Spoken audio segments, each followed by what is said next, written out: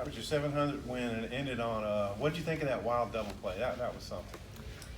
I thought it was a great double play. It was a tough ball in the hole and hit real hard. And Casey did a nice Nesbitt did a nice job of staying down the ball. I thought it might get under his glove. It was kind of one of those funny little hops. Made a nice throw and a really good turn by Robert.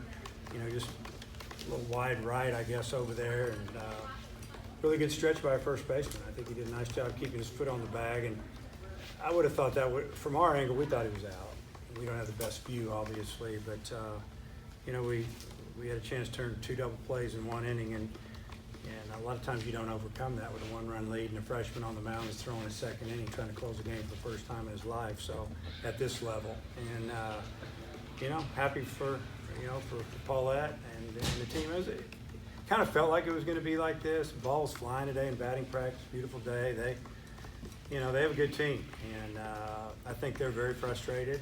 I think they feel like that they should probably, have 13 or 14 wins, and didn't go their way yesterday, and today was just going to be a dogfight, and that's exactly what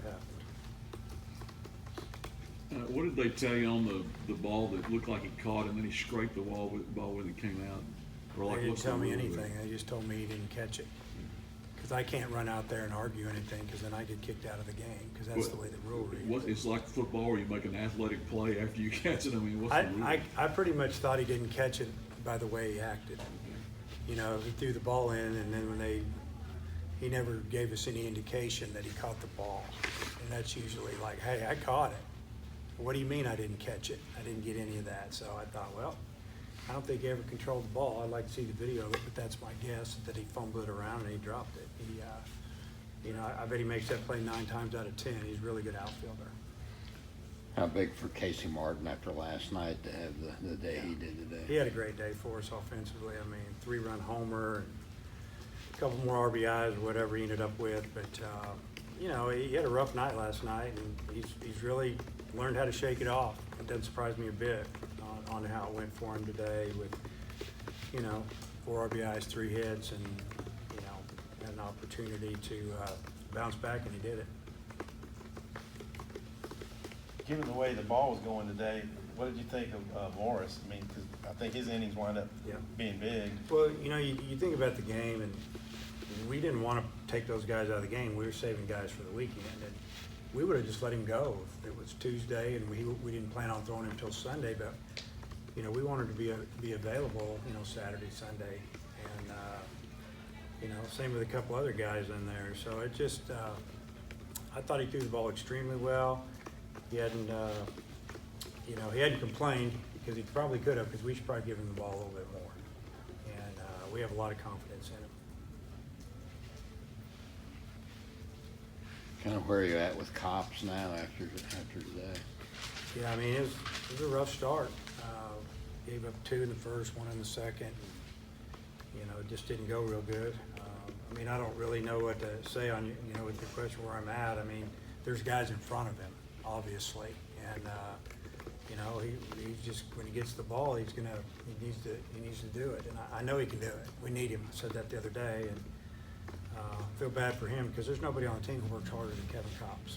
And I want to see him have success and enjoy his time here, obviously. So he's going on the trip with us, and maybe he'll get it done if he gets out there this weekend. Tom mentioned it earlier, but your 700th win, does that mean anything to you? Yeah, I guess so. I mean, it's better than 600, but I appreciate it. I've had a lot of good players, and it's like I tell the guys after the game, they're congratulating me, and I'm congratulating them, telling them I didn't play in any one of those games. You guys do it. So, had a lot of good teams, and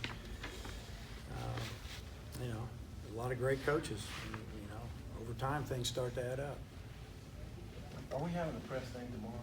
Okay, so Mississippi State stuff that you can tell us, please. Yeah. Anything So you what know? do you want to know? Just pitching, what they're doing. Yeah, hitting? we'll go Wicklander and Nolan and TBA. Oh, okay. In that order? Exactly in that order. Yep. And what can you say about what you've seen of them, what they've got? Wicklander had a really good bullpen, and just, Coach liked what he saw. He had a couple bad outings in a row. Hopefully, dude have a good outing. He's been through it. He's pitched under the bright lights. He's pitched in front of big crowds. And, you know, Connor's fine. He seems to be 100%. He probably could have gone last weekend if we wanted him to, but no reason to chance it, so he should be good to go. And then we'll use everybody else. We got a chance to win a game, long relief or whatever, and choose a starter for the third game after we finish that second.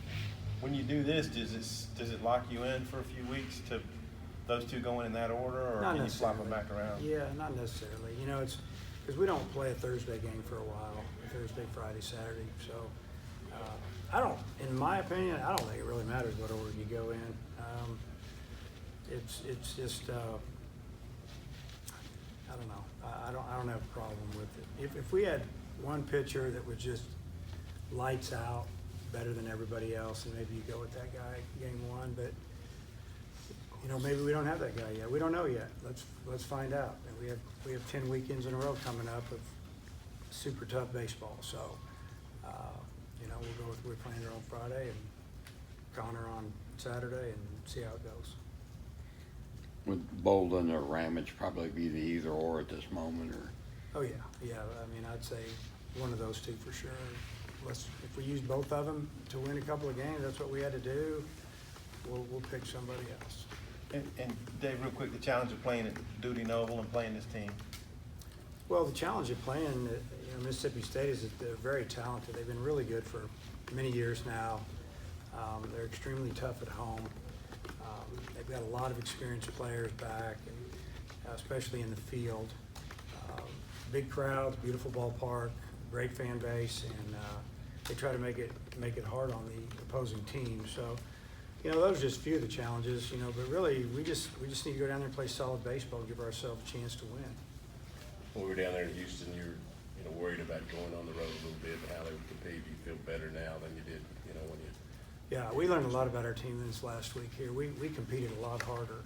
You know, we haven't had any gimmies. The teams we're playing are good. I mean, Illinois State's good. Obviously, they got us, and South Alabama came in here and played us off our feet and clipped us on that Friday, or got us on Friday, and then and we got them pretty good on Saturday. We had to fight big time on Sunday to win that series, and you know, and then this 2-game series comes in, probably the best team in the WAC, and you know, it hasn't been easy, so it's not like we're going to get shocked by any competition that we see. We've seen 95, 96 mile an hour arms and power from both sides of the plate, and guys that can run, and teams that are well coached. I mean, it's, you know, yeah, we'd like to have a few more wins, few less losses, but sometimes losses are good if you go out and you play well when it matters in conference. Anything else? Okay, thanks, Coach. All right.